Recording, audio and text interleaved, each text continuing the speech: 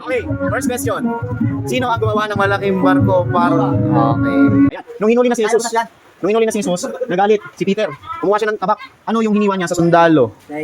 Ay. Next. Sino yung patay na binuhay ni Jesus? Tinawag niya lang yung pangalan. One. Two. Three.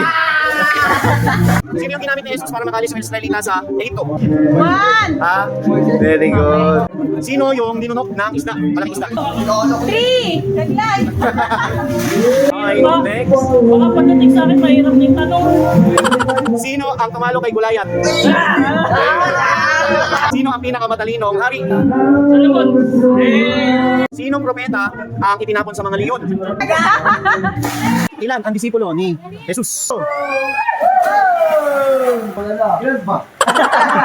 Ang galing mo. 12.